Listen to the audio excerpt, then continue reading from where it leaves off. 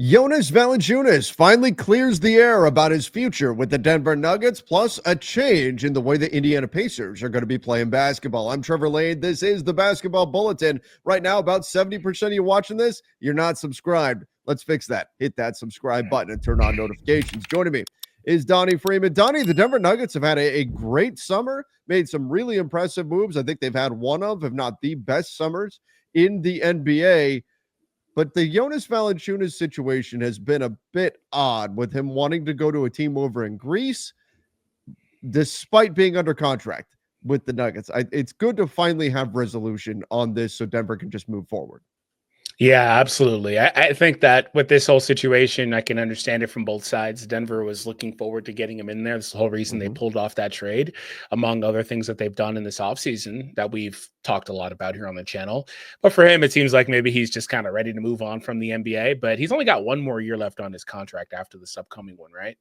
Yeah, he does. He does. And right now it's non-guaranteed. I believe the Denver Nuggets will be guaranteeing that Yeah. You that $10 million. Want to clear up / clarify the way that works, like if he wants to leave but he's under contract.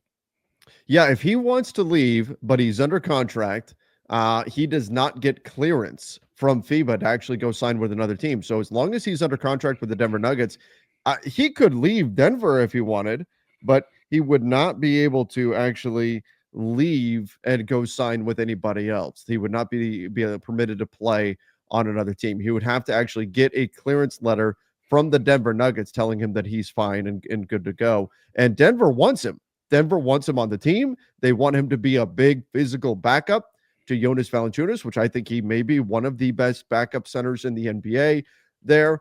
And that's what it would take. So if as long as Denver wants him, legally, there's not much that Jonas can do. Now, sometimes teams will work with players if they say, hey, I really don't want to be here. I really want to go somewhere else. But in Denver's case, there's not a lot of alternatives out there on the market. It's not like they say, okay, Jonas, give back all your money. You can go, and we're going to go sign this other guy that's going to give us the same quality you would. That guy isn't out there. So for Denver to do that, it would hurt their title aspirations, certainly, to not have a quality backup like Jonas. There wouldn't be a lot of options to pivot to.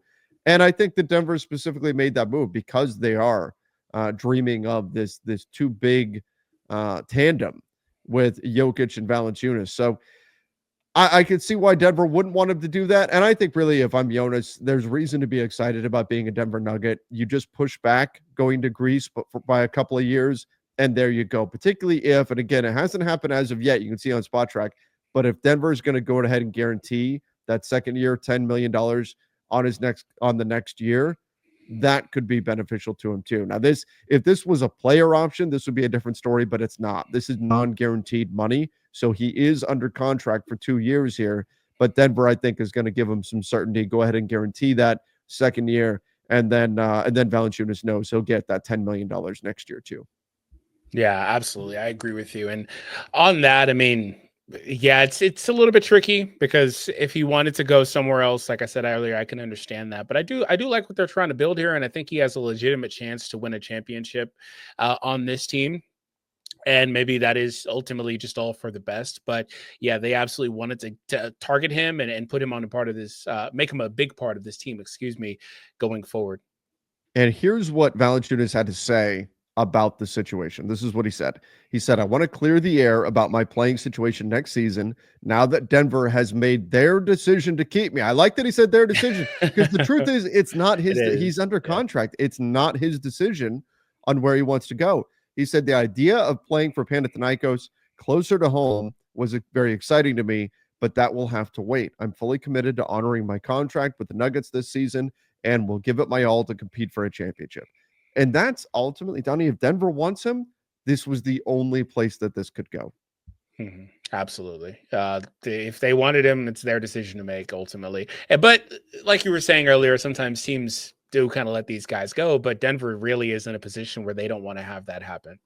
Right. Yeah. And like I've talked about how that's the best backup Jokic has pretty much ever had. So like they really want that on this team. You know, they want to have a consistent they wanted to improve the bench. I mean, think about it going into the offseason. We talked about the limited options they had, and there was a way that they were mostly just looking at improvements from some of the bench guys that they had already on the team.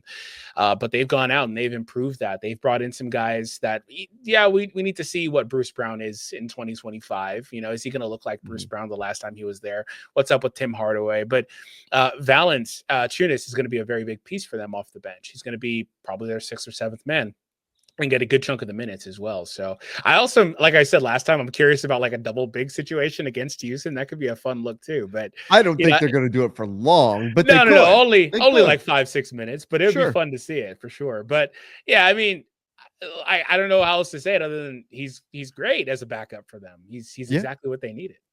Yeah, absolutely. And I do think he's got a chance. If this were a situation where, hey, I really want to be closer to family and I'm still a Washington Wizard and I know we're just building for the future, which is fine. I like where Washington's at. Maybe this would be a little bit different, but Denver really has championship aspirations here.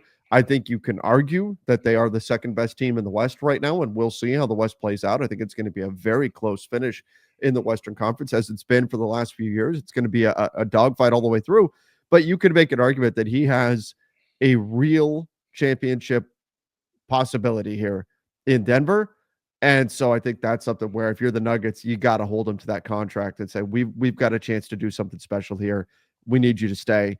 And good on Valanciunas just to say, you know what? I'm going to honor my contract. I agreed to this deal. I'm a man of my word. I'm going to do what I said I was going to do. And I'll be a Denver Nugget this season. And I think he's going to be very, very good for them as a backup. And I mean, you're right. It is good on him, but at the same time, the alternative is retirement and no $10 million. Yeah, well, yeah, that's he's got no. I mean, really, between the 2 years, he has over 20 million reasons to honor the contract, but besides just living up to what he said he was going to do. Absolutely. Now, the Denver Nuggets, I think, had one of the better summers in the NBA. They've got title aspirations. Maybe not so much for the Indiana Pacers, who were just in the NBA Finals, but unfortunately lost Tyrese Halliburton to a torn Achilles and then lost Miles Turner in free agency. That franchise perhaps taking a little bit of a step back here. Certainly not what Pacers fans or players were hoping for. And now their plan moving forward is to lean on Andrew Nembhard a bit more. According to GM Chad Buchanan, we're asking him to run our team and be a little more assertive as a scorer. I think he's ready for it. We believe in him. Now, Donnie, I like Andrew Nembhard quite a bit. I think that's going to be a big step up for him. And I don't know exactly what to make of this Pacers team moving forward because while it's nice that they got their 2026 pick back, ironically, like right before the Tyrese Halliburton injury, I don't think this team, because Andrew Nembhard really is good and can run the team, I don't think they're bad enough to really drop down and be a big winner in next year's draft lottery. But I also don't think, given the losses that they've suffered, that they're good enough to make a real run to win right now. So what is this shaping up to be for the Pacers this coming season?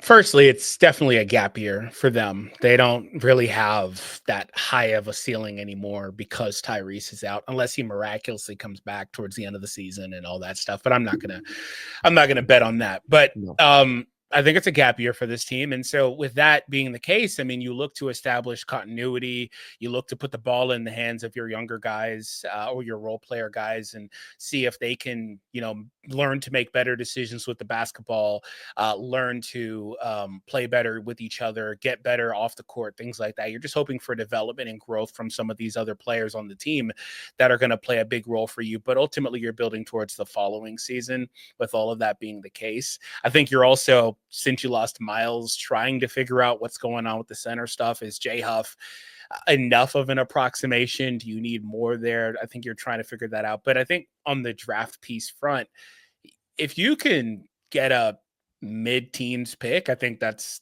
pretty good. I think you could probably get somebody that could be a useful player for you. Maybe not immediately, but at least within the next couple of seasons. And that could be a guy that you've got cost controlled and on the books, and that could be useful for you. But on the Nembhard piece, like, I actually kind of like that a bit. He's interesting because I need to see if his shot is true in the regular season.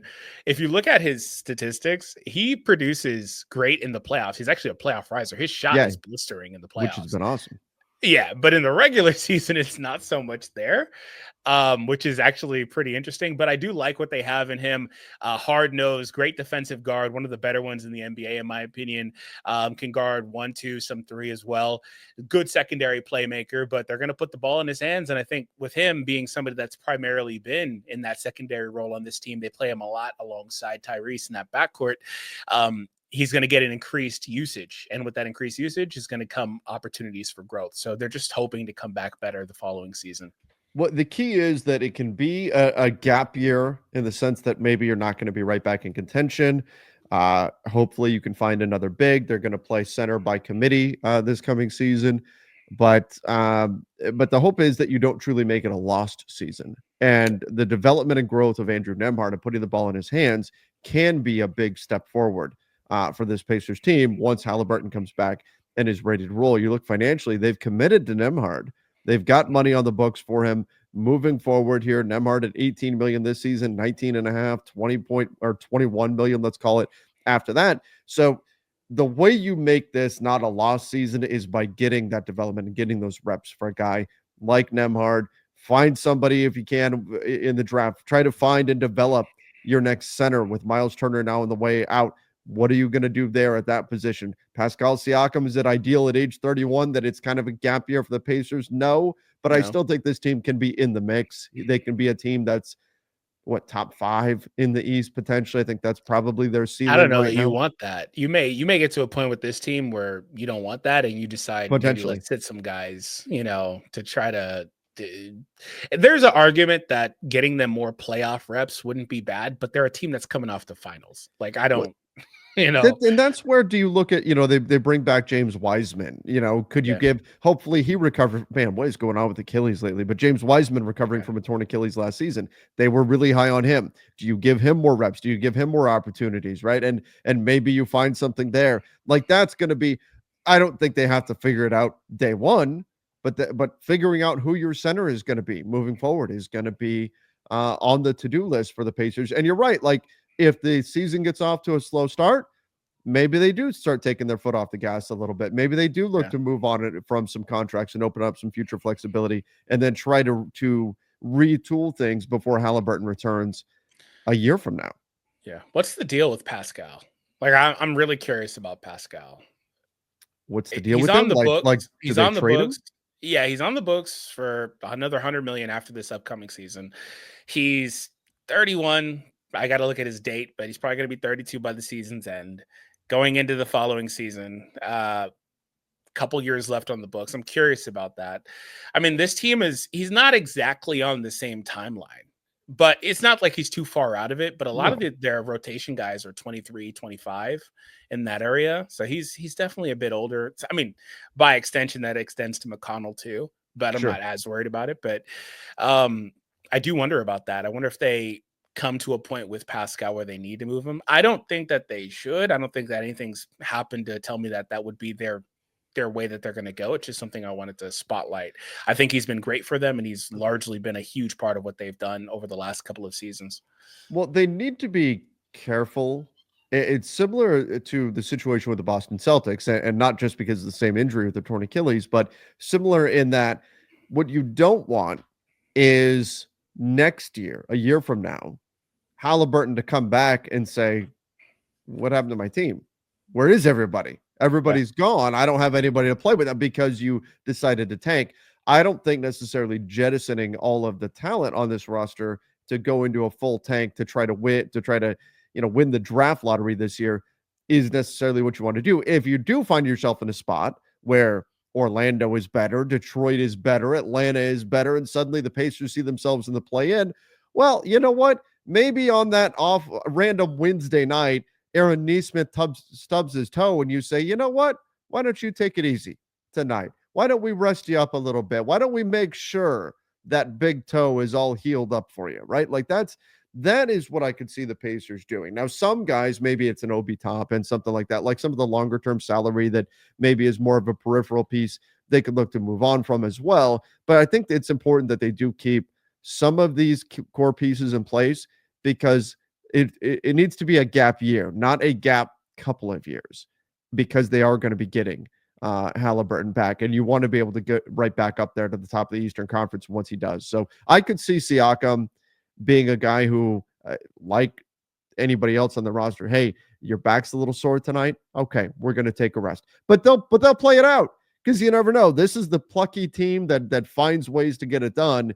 If they could look up and find themselves as the 2 seed in the Eastern Conference, also that's in the range of outcomes for this Pacers team. You just never know with them, but if they find themselves on the outside looking in, not having a great season in the win-loss column, that's where I think they can just take their foot off the gas rather than try to trade away all of their guys. So it'll be interesting to watch the Pacers this season from that perspective. Obviously, a tough spot to be in with Tyrese Halliburton, but hopefully everything will ultimately turn out okay. It may just be a little bit of a bumpy ride for Indiana this year. But everybody give us your thoughts in the comments down below. What do you think the Pacers should do? And what do you think about putting the ball in the hands of Andrew Nembhard? Can that ultimately be a net positive in the growth that he can experience? Again, let us know in the comments section. Don't forget to subscribe right here to the channel. Till next time, see ya and stay safe.